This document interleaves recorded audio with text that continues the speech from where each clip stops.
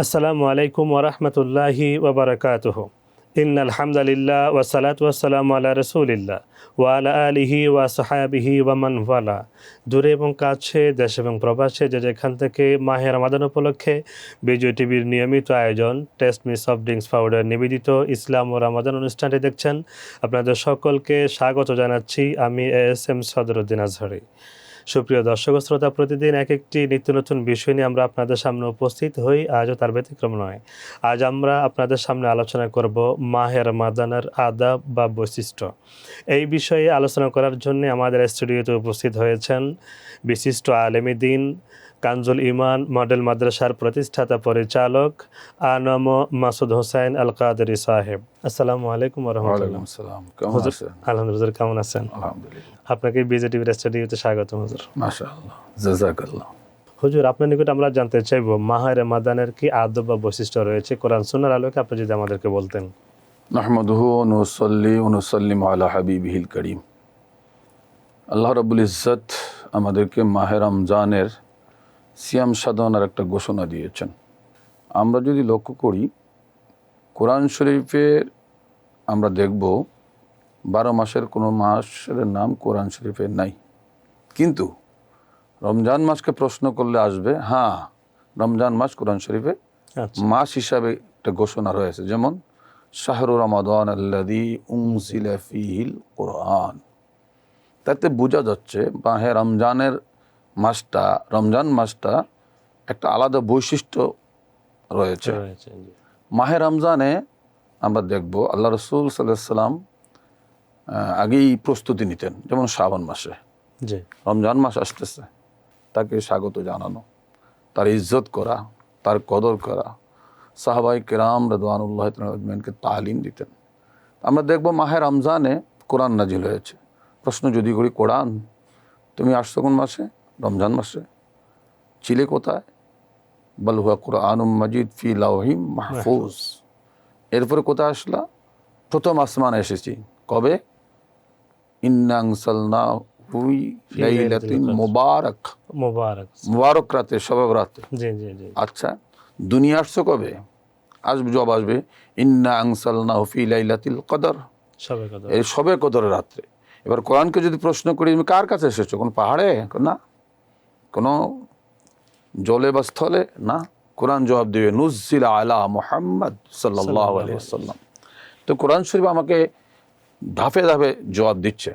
আমরা দেখব কোরআন শরীফের মধ্যে, কোরআন শরীফের পাতায় পাতায় আমরা যদি উল্লেখ করি, কোরআনের বৈশিষ্ট্য বের হয়ে আসবে, রমজানের বৈশিষ্ট্য বের হয়ে আসবে। মাহে রমজান আসলে প্যারা রাসূল সাল্লাল্লাহু আলাইহি ওয়াসাল্লাম বলেছেন, আমার আল্লাহ রহমতের দ্বারগুলো খুলে দেন, মানে বেহেশতের দ্বারগুলো খুলে দেন, সমস্ত জাহান্নামের দ্বারগুলো বন্ধ করে দেন। পাশাপাশি ইবলিস বা শয়তানকে বেঁধে রাখা হয়, যাতে করে ঈমানদারকে বিভিন্নভাবে প্রতারণা দিয়ে গুনার কাজে লিপ্ত না করতে পারে। রমজান মাসের যে বৈশিষ্ট্য, এগুলো আমার প্যারা রাসূল সাল্লাল্লাহু আলাইহি ওয়াসাল্লাম আমাদেরকে বারবার বলে যাচ্ছেন। আমরা দেখব মাহে রমজানে আরও কিছু বৈশিষ্ট্য রয়েছে। যেমন অন্য মাসে আমি একটা নফল করব, নফলের সবই পাওয়া যাবে, কিন্তু মাহে রমজানে আমি একটা নফল ইবাদত করলে রমজান মাসে এটা নফল হিসাবে থাকবে না, এটার সওয়াব, এটার মর্যাদা, এটার মর্তবা বেড়ে ফরজের কাতারে চলে যাবে। সুবহানাল্লাহ। আবার একটা ফরজ আদায় করলে একটার মধ্যে থাকছে না, এই ফরজটা আমার মিনিমাম 70টা ফরজের কাছে চলে যাচ্ছে, বেশি হতে পারে। এই রমজান মাসে আমরা যখন ইফতার করি, রাসূল সাল্লাল্লাহু আলাইহি ওয়াসাল্লাম বলেছেন লিস-সায়িমি ফারহাতান, যারা রোজা রাখে তাদের জন্য দুটো খুশি রয়েছে ইনদা ফিতরিহি। একটা হচ্ছে সে যখন ইফতার নিয়ে বসে থাকে, আমার আল্লাহ রাব্বুল ইজ্জত ফেরেশতাদের সাথে অহংকার করছেন, গর্ব করছেন, ফেরেশতারা তোমরা তো মানা করেছিলে আমার আদমকে না বানাবার জন্য, আজকে আদম সন্তান দেখো আমি আল্লাহর ভয়ে ইফতার নিয়ে বসে আছে। ইচ্ছা করলে খেতে পারে, আড়ালে বেড়ার ভিতরে অন্ধকারে একা একা খেতে পারে, কিন্তু তাদের ভিতরে একটা ভয়, কি? কুতিবা আলাইকুমুস সিয়াম কামা কুতিবা আলাল লাযিনা মিন ক্বাবলিকুম লাআল্লাকুম তাত্তাকুন। রোজা রাখার মূল উদ্দেশ্য মুত্তাকি হওয়া, আল্লাহকে ভয় করা। আজকে ইফতার নিয়ে বসে আছে, আমি আল্লাহর ভয়ে, সে কিন্তু খাচ্ছে না, পান করছে না। আমার আল্লাহ তখন অহংকার করে বলেন তাদের কি পুরস্কার দেওয়ার দরকার? আল্লাহ নিজে বলেছেন লিস-সায়মি ফারহাতান, আরেক জায়গায় বলছেন আস-সাওমু লি ওয়া আনা আজিসি বিহি আও উজজা বিহি, অর্থাৎ রোজাটা একমাত্র আমি আল্লাহর জন্য। এটা এখানে লৌকিকতা বলতে কিছুই নেই। মাহে রমজান আমি রোজা রাখতেছি, আমি নামাজ পড়বো, লৌকিকতা আছে, দেখানোর বিষয় আছে, মানুষ আমাকে নামাজি বলবে। আমি হজ করব, এখানেও লৌকিকতা আছে। আমি জাকাত দেব, দান করব, এখানেও লৌকিকতা আছে। কিন্তু রোজার ক্ষেত্রে কোনো লৌকিকতা নেই। এই রোজার একমাত্র আল্লাহর জন্য। এখানে আল্লাহ সেফাতও বটে। আল্লাহ খাচ্ছেন না, আমার বান্দা দেখ 12 ঘন্টা 14 ঘন্টা দিনের ভাগে তারা খাওয়া বন্ধ করে দিয়েছে, আমি আল্লাহর একটা গুণে গুণান্বিত হচ্ছে। সুতরাং রোজাটা আমি আল্লাহর জন্য, এটা পুরস্কার কি দেবো বলছি না, এটা আমি পুরস্কার আমার নিজের হাতে, কুদরতি হাতে দান করব। অথবা এই রোজার পুরস্কার আমি নিজে মালিক, নিজে হয়ে যাব, আমি নিজে তার পুরস্কার হয়ে যাব। এই যে আমার আল্লাহর হাদিসে কুদসির মধ্যে প্যারা রাসূল সাল্লাল্লাহু তাআলা আলাইহি ওয়া আলিহি ওয়াসাল্লামার জবান মুবারকে আমার আল্লাহ কথা বলছেন, বন্ধু আমার, হে আপনি বলে দেন না আমি নিজে তার পুরস্কার। কাল কিয়ামতের ময়দানে আল্লাহ বললেন হাদিসে কুদসিতে, একটা হলো ইফতারের সময় খুশি, আরেকটা কোথায় আমি আল্লাহর দিদারের খুশি, সাক্ষাতের খুশি। কাল কিয়ামতের ময়দানে সমস্ত রোজাদারকে আমার আল্লাহ ডাকবেন, তো আল্লাহ দিদার দেবেন। ওই দিদারের মজলিস আমি দেখব। আজকে কোরআন নাজিলের মাসে আমরা কোরআন তেলাওয়াত করছি, ওই দিদারের মজলিসে আমার আল্লাহ কোরআন তেলাওয়াতের ব্যবস্থা তো রাখবেন। হযরতে দাউদ আলাইহিস সালামকে আমার আল্লাহ রাখবেন, যদিও উনি আরবি ভাষাভাষী নন, কিন্তু আল্লাহর কুদরতের মহিমা দেখব আমরা। হযরত দাউদ আলাইহিস সালাম আল্লাহর কুদরতে উনি আরবি ভাষাভাষী হয়ে যাবেন, ওনাকে কোরআন তেলাওয়াতের কথা বলা হবে, উনি সূরাত তাহা তেলাওয়াত শুরু করে দিবেন। আর লক্ষ কোটি জান্নাতবাসী ওনার তেলাওয়াতে এমন মুগ্ধ হবেন, আল্লাহু আকবার, আল্লাহু আকবার। পুরো জান্নাতবাসী একেবারে উল্লাস প্রকাশ করবেন, এত সুন্দর তেলাওয়াত, মুগ্ধ হয়ে যাবেন। পাশাপাশি ওনার তেলাওয়াত শেষ হতে না হতেই আমার আল্লাহ ডাক দিবেন, আরও তো সুন্দর তেলাওয়াত আছে, যে রসুলের উপর আমি কোরআন নাজিল করেছি, তোমরা কি সে রসুলের জবান মোবারকে কোরআন শুনবে না? প্যারা মাহবুব নবী সাল্লাল্লাহু আলাইহি সাল্লামা ওই সময় আল্লাহর সামনে এবং সমস্ত জান্নাতীদের সামনে আমার মাহবুব নবী সাল্লাল্লাহু আলাইহি সাল্লাম সূরাতুল ইয়াসিন তেলাওয়াত শুরু করবেন। সমস্ত জান্নাতবাসী আমার মাহবুব নবী সাল্লাল্লাহু আলাইহি সাল্লামের তেলাওয়াত শুনে এত মুগ্ধ হবেন, এত খুশি হবেন, এত আনন্দিত হবেন, ইয়া রাসূলুল্লাহ আপনাকে তো আমরা দেখি নাই, আজকে আপনার তেলাওয়াত শুনছি। যে কোরআন আপনার উপর নাজিল হয়েছে রমজান মাসে, যে কোরআন আপনি আমাদের জন্য নিয়ে এসেছেন আল্লাহর পক্ষ থেকে, যে কোরআন দিয়ে আপনি জগৎবাসীকে হেদায়েত করেছেন, হুদাল্লিন নাস হুদাল্লিল মুত্তাকিন, মুত্তাকির জন্য হেদায়েত, মানুষের জন্য হেদায়েত, সেই কোরআন তেলাওয়াত আমার প্যারা মাহবুব নিজে পড়তেছেন। সুবহানাল্লাহ, সুবহানাল্লাহ। হাসরবাসী জান্নাতবাসী এত মুগ্ধ হবেন, রমজান মাসের কোরআন নাজিলের মাস, জান্নাতবাসী এত খুশি হবেন। ওই যে আল্লাহর দিদার, আল্লাহর দিদারের পাশাপাশি কোরআন তেলাওয়াত শুনতেছেন, সর্বশেষ আমার আল্লাহ ডাক দিবেন, মাহে রমজানে কোরআন নাজিল করেছি, ও রোজাদাররা আর কি চাও তোমরা? এবার আল্লাহ নিজে প্রকাশ হবেন, আল্লাহর দিদার সমস্ত জান্নাতীরা পাবেন। পাওয়ার সাথে সাথে আমার আল্লাহ নিজেই তো তেলাওয়াত শুরু করবেন সূরাতুর রহমান। আর রহমান বলবেন না, আনার রহমান, আমি রহমান। আল্লাহু আকবার, আল্লাহু আকবার। আমার আল্লাহ নিজে রহমান বলে নিজেকে রহমান ঘোষণা দিয়ে সূরাতুর রহমান তেলাওয়াত করবেন। সমস্ত হাসরবাসী, সমস্ত জান্নাতবাসী বেকারার হয়ে যাবেন আল্লাহর কুদরতি জবানে কোরআন তেলাওয়াত শুনে। আমার আল্লাহ আমার রসুলের দিকে তাকিয়ে কি না করতে পারেন দেখেন। মাহবুব নবীকে কত ভালোবাসেন।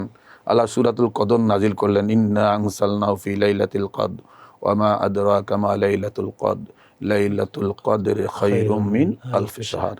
রসুল আমার, এই কোরআন আমি নাজিল করেছি এই কদরের রাত্রে, কদরের রাত্রটা কি অর্থ? এই কদরের রাত্র হচ্ছে 1000 মাসের চেয়েও শ্রেষ্ঠ, উত্তম। 1000 মাস নয়। তা আমাদের জন্য মাহে রমজানের কি বৈশিষ্ট্য চাচ্ছি আমরা, কি কদর করবো আমরা? মাহে রমজানে কোরআন নাজিল হয়েছে, আমার মাহবুব নবী সাল্লাল্লাহু আলাইহি ওয়াসাল্লাম ওয়াজ করতেছিলেন। ওয়াজের ধারাবাহিকতায় যদি হুজুর আরো বেশিও বলতেন, আল্লাহ সেই মর্যাদাই দিতেন। 1000 মাসের কথা বলেছেন সাহাবায়ে কেরামের সামনে। আমার আল্লাহ 1000 মাস সমান রাখেন নাই, তো তার থেকে আর শ্রেষ্ঠ বানিয়ে এক রাত্র। সুবহানাল্লাহ, রমজান মাসের এক রাত্র 1000 মাসের চেয়ে লাইলাতুল কদর মানে একটি রাত্র, নট পুরা মাস। পুরা মাসের 30 রাত্রের কথা তো বলেন, এক রাত্রের কদর কথা আমার আল্লাহ বললেন। তো এক রাত্রের মধ্যে যদি আমরা এই রমজানের বৈশিষ্ট্য পেয়ে যাই। হুজুর, আমরা আবারও আপনার থেকে শুনবো ইনশাআল্লাহ। অনেক সুন্দর আলোচনা শুনছিলাম আমরা সকলে। সুপ্রিয় দর্শক শ্রোতা, আমরা তখন পর্যন্ত মাহে রমাদানের স্পেশালিটি, বৈশিষ্ট্য শুনছিলাম আমাদের বিজ্ঞ আলোচক মহোদয় থেকে। সুপ্রিয় দর্শক শ্রোতা, এখন আমরা যাব ছোট্ট একটি বিরতিতে। থাকুন আমাদের সাথে।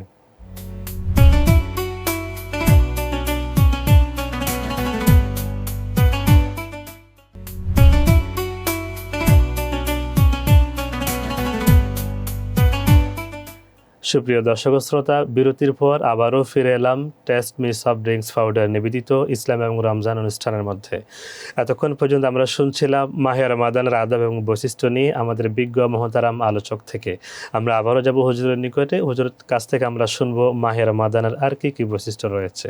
মহতারাম, আপনি যদি আমাদেরকে বলতেন মাহে রমাদানে আমাদের আর কি স্পেশালিটি, আর কি কি বৈশিষ্ট্য রয়েছে? আসলে আমরা যে আলোচনাগুলো করব, আলোচনার সময় চলে যাবে, আমরাও এক সময় থাকবো না। কিন্তু কোরআনের মর্যাদা, মাহে রমজানের বৈশিষ্ট্য, মর্যাদা বলে শেষ করা যাবে না। তো মাহে রমজান এসেছে, কোরআন নাজিলের কারণে রমজান মাস শ্রেষ্ঠ হয়েছে। আমি একটু সূক্ষ্ম কথা বলি আপনাকে। কোরআন নাজিলের কারণে রমজান মাস শ্রেষ্ঠ হয়েছে, বা অন্যান্য কিতাব নাজিল হয়েছে বলে রমজান মাস শ্রেষ্ঠ হয়েছে। লাইলাতুল কদর রমজান মাসে পেয়েছি। এবার যদি প্রশ্ন করি, রমজান তুমি শ্রেষ্ঠ হলে কেন? কোরআনের কারণে। আসবে না? আমার প্যারা মাহবুব নবীর কোরআন নাজিল হয়েছে। এই কোরআনটা যদি কোনো পাহাড়ের মধ্যে আল্লাহ নাজিল করতেন, লাউ আনসালনা হাদাল কুরআন আলা জাবালিন লারাইতাহু খাশিআম মুতাসাদ্দিআম মিন খাশিয়াতিল্লাহ। কোরআন এত মর্যাদা, এত ভারী। এই কোরআন যদি আমার আল্লাহ বলছেন পাহাড়ের মধ্যে, এবং আপনারা জানেন আরব দেশের পাহাড়গুলো বাংলাদেশের মাটির পাহাড় না, সবগুলো পাথরের পাহাড়। পাথরের পাহাড় কোরআন ধারণ করার ক্ষমতা রাখে না। আল্লাহ নিজে চ্যালেঞ্জ করে বললেন, চৌসির খান খান হয়ে যেত। সে কোরআন নাজিল হয়েছে মাটির নবীর উপরে? অবশ্যই না। পাথরই তো ধারণ করতে পারে না। কেন? কোরআন নূর, নাজিল হয়েছে নূর নবীর উপরে। সুবহানাল্লাহ। মাটির নবী নয়, নূর নবীর উপরে কোরআন নাজিল হয়েছে। সে নূরের নবীর উপর কোরআন নাজিল হওয়ার কারণে আমার রাসূলের জন্য কোনো সমস্যা হয়নি। আচ্ছা, গেল এটা। কোরআন যেই মাসে নাজিল হলো তাহলে রমজান মাস। রমজান মাস যে রাত্রে নাজিল হলো তার নাম কদরের রাত্র। প্রশ্ন করি, ইয়া রাসূলুল্লাহ, আপনি কি? আমি সাহেবে কোরআন। কোরআন যদি হাদিয়া ধরো, আমি হাদিয়ার মালিক। তো কোরআন যেই মাসে নাজিল হয় তার দাম হলো 1000 মাসের চেয়ে বেশি। এক রাতের দাম। সাহেবে কোরআন যেই মাসে এসেছেন তার দামটা কি কম হবে? অবশ্যই বেশি হবে, যিনি কোরআন বহন করেছেন। হাকিকত, জাহিরি ভাবে আমার অঙ্গ প্রত্যঙ্গের অনেক দাম রয়েছে। হাকিকতে বাতিনি ভাবে আমার রুহের সাথে তুলনা চলে না।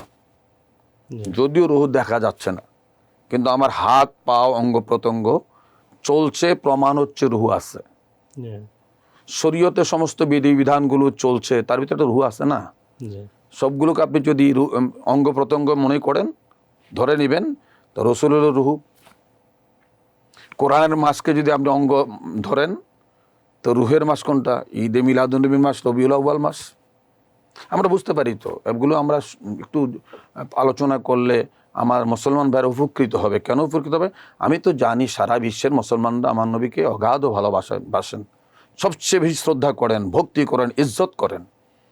আমাদের এই তাহকিক কথাগুলো যখন আমার মুসলমান ভাই বোরা জানবে, তা আমার রসুল কোরআনের মর্যাদা এমন হলে সাহেবে কোরআনের মর্যাদা কিন্তু কম নয়, অনেক বৈশিষ্ট্য রয়েছে।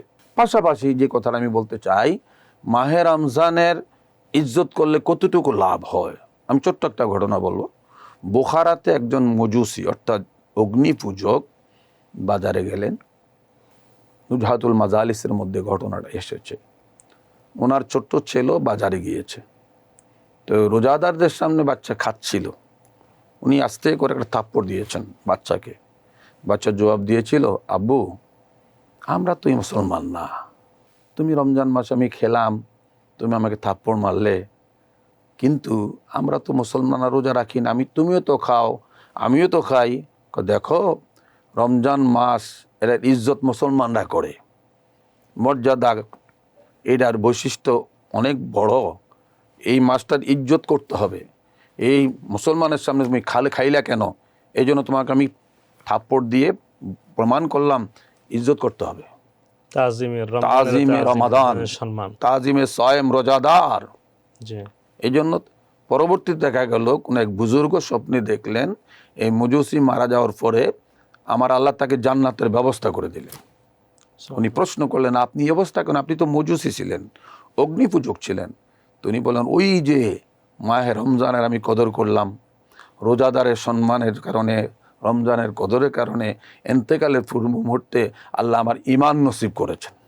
আপনি কি বলবেন হুজুর? এখন আমরা দেখি আসলে বর্তমানে আমাদের দেশে বিভিন্ন জায়গায় দিনের বেলাও মুসলমান ছেলেরা পর্দাটা নিয়ে খাচ্ছে, রোজা রাখছে না, তাদের জন্য আপনি আসলে কি নসিহা দিবেন?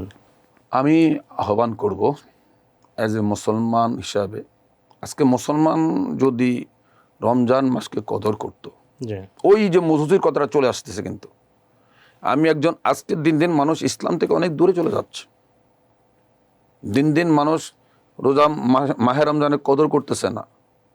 ওই মজুসির ঘটনা আমি পুনরাবৃত্তি করতেছি। একজন বিধর্মী মাহে রমজানের কদরের কারণে আল্লাহ নসিব তার ভালো করেছেন, ঈমান নসিব করেন না, শুধু তাকে জান্নাতি বানিয়ে দিলেন। তা আমরা যদি তার উল্টোটা দেখি, বিপরীতটা দেখি, তা আমি মুসলমান হিসাবে যদি এর কদর না করি, তা আমার পরিণত কোথায় হবে, কি হবে? আমার তো উচিত ছিল আমি রোজা যদি কোনো কারণবশত নাও রাখি, রোজার মাসের সম্মানে, রোজাদারের সম্মানে আমাকে একটু আলাদাভাবে সব কিছু করা দরকার ছিল। আজকে দোকানদারও এই মুসলমান, যারা খাচ্ছে পান করছে তারাও মুসলমান, কিন্তু বারবার আমাদেরকে স্মরণ করিয়ে দিচ্ছে আমি মুসলমান, নামের মুসলমান আছি, আমি আমার বৈশিষ্ট্য মুসলমান, আমার ভিতরে যে বৈশিষ্ট্য থাকার দরকার ছিল সেগুলো কিচ্ছুই নাই। আমাদেরকে আসলে ইসলাম এবং মুসলমান এই বিষয়টা আমাদের বোধগম্যের মধ্যে আসতেছে না। আমরা ওই পরিবেশের মধ্যে যেতে পারি নাই। আল্লাহর কাছে দোয়া করি এই দেশের মুসলমানগুলো একটা সুন্দর পরিবেশ পেয়ে যাক, একটা সুন্দর পরিস্থিতি হোক, একটু সুন্দর সমাজ হোক, যে সমাজের মধ্যে, যে পরিস্থিতির মধ্যে, যে পরিবেশের মধ্যে মুসলমান সঠিক পথে থাকবে। রাষ্ট্রীয়ভাবে একটা মুসলমান দেশ হিসাবে আমাদের উচিত ছিল রাষ্ট্রীয়ভাবে, আমরা তো সাধারণ পাবলিক পারবো না, রাষ্ট্রীয়ভাবে সেগুলো আইন করে যদি বাস্তবায়ন করত, কোনো এক শহরের মধ্যে বাস্তবায়ন করলে পুরো শহরগুলো ঠিক হয়ে যেত।